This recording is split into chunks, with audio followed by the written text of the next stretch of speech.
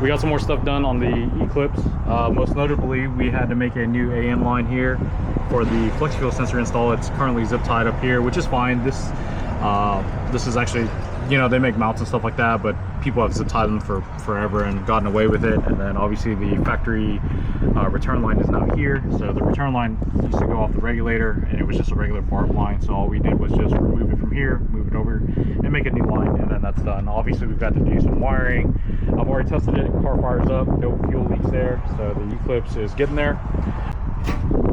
So really we could get started on tuning on this 93, but realistically you do want the flex fuel sensor installed. That way you can see E10. That way you just get more resolution out of your fuel map.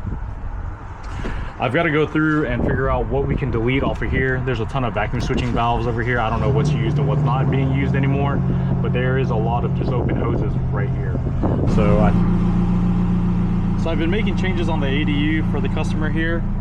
The thing is that I don't know if fuel level is correct. So I have it set up with a 100 ohm resistor. It doesn't seem to be working, but in other news, I've got everything else working here. So we got Lambda, and I recommend Lambda over AFR just because if you're flex fuel, that's gonna change. I've got the boost table set up, oil pressure. So oil pressure is not set up just yet.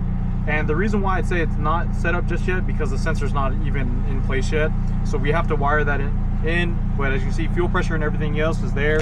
So we've got turn signals, we've got the high beam, and we have the e-brake indicator. So we definitely, we do have alternator working. So I hardwired the alternator with a resistor in line. So that's actually working as well. So I still have to... So we're almost done here with the Eclipse here in terms of setting it all up. So we have an issue with the fuel level. I'm not sure what's going on with that, but that's not stopping me from moving forward. So what I actually have to wire up is going to be the flex fuel sensor. So we've got one SPI left, and then we've got this SPI2, which is in the math. And so I went into the software and I wanted to check to see if I could run the flex fuel sensor in the SP2, which if you're looking, you probably can't see it because my reflection is in the way, but SPI2 shows for the math, and it looks like we can actually wire it up for the flex fuel sensor. The good thing about it is that Haltech's documentation is a little bit different than most people. They want you to hook up the ground to sensor ground and power to 12 volt power. So most installs that I've ever done require just battery power, battery ground, and then sensor in. But again, Haltech's a little bit different, and there's nothing wrong with that. So the good news is that we're going to be able to tap it all into the MAF. Now the beautiful thing about that is that the IAT sensor is also tapped into the MAF already. So we're just going to go through and double check our MAF wiring, and then we're going to basically get rid of this connector altogether now. Okay, so I've got the wiring extended here, and what I'm going to do is I'm just taping up the power, just the power wire for now. I'm not too familiar with Haltech. Obviously I do sell and tune them, but it's not like an ECU that I do so much that I can remember everything off the top of my head. I definitely cannot. So what I'm going to do is, this is all just extended for now. We're going to jam it into the MAF sensor wiring over there, and then we'll test it out and see what we get out of it. So according to this diagram that I found online, pin 3 is our flex fuel sensor input, 4 is power, and 3 is ground, and that looks pretty correct. So we're gonna go ahead and key this thing on and see what we get. Well, I mean, worst case scenario, the sensor doesn't work, but the absolute worst case scenario is that we key it on and we fry a sensor, which would really suck, but I don't think that's gonna be an issue here. So let's check this thing out. Okay, it doesn't seem to be working at the moment.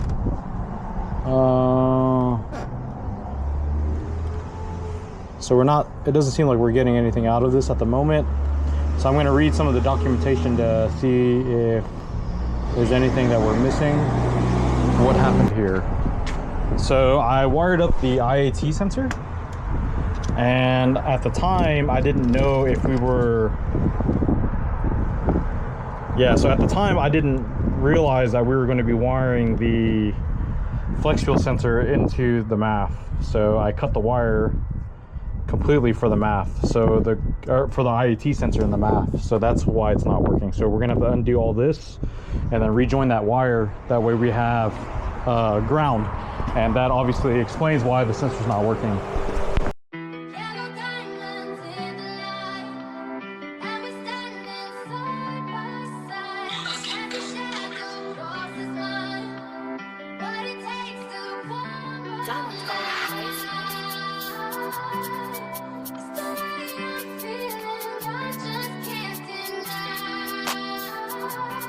That's fine, I told you.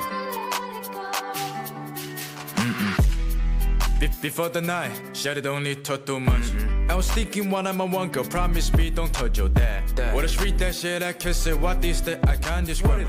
She'd always made it on me, I know, but how can I feel so hard? I do not you the street fight. You been jelling on top of the way back. You do not have to say that. We lie, yeah. The next day. So, if you guys are wondering, I am in the back of the 2G Eclipse, and where we left off on this guy was we could not figure out fuel level. So, that is what I'm in the back of this car doing. So we're gonna need our tool in my tool bag. Yep, here we go. So the fuel level is underneath here. We're gonna go ahead and pull this out. We're gonna expose the wiring for the fuel level, and then we're gonna check it over there. So this is what we're left with, and so we've got two wires here. This is yellow blue. Yellow blue is for the warning dummy light. Then you've got the other wire here, which is, I believe, is just straight yellow, and yellow is the actual fuel level, and then the center wire is ground. So what we're going to do first is I'm going to attempt to check the ohms that we have in here. It's kind of difficult to see, so I'm going to check the ohms, and then I'll see if that's like within what it should be reporting. The next thing is that we're going to jump this yellow wire into this black wire, right? We're going to jump the yellow wire into ground, and that should give us some type of signal on the cluster for the fuel level. Now the thing is, obviously we have an ADU here, so fuel level does need to be programmed, but what we're really after is that there should be a voltage change. So I back probed the multimeter first, and so the range is actually 4 to 109 ohm plus or minus 10. So according to this, the fuel should be pretty full. So we've definitely got that going for us. And now, like I said, what's next is we're going to check continuity from the yellow wire from here all the way up to the front. So I've got the one wire over here and one obviously into the level, and you can see that the resistance is pretty high. So there's something going on with this wire. It's obviously connected, but there's also something not right with it. So we're working on the Eclipse again. I was going through some of my older footage, and I actually realized that I never updated you guys on flex fuel. So the flex fuel sensor is working. There was an issue with the wiring at the MAF, and it was due to me actually. I had cut some because I knew that we weren't using it anymore, but I got that all sorted and now it's all working. Fuel level still is not working. I sent the ADU back out to ECU Masters just to have them inspect it, and they've been great about that as usual.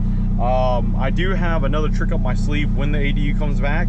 If the ADU does test good, and in the event that the ADU tests good and it comes back and we still can't get fuel level to work, I do have one more trick up my sleeve. Haltech makes a fuel level converter that converts the fuel level output to a simple 0 to 5 volt. Makes it way easy to calibrate. We do already have one of those. I ordered it just in case we needed it, but hopefully we don't, because that's way less wiring that we have to do now. Way less wiring we have to deal with.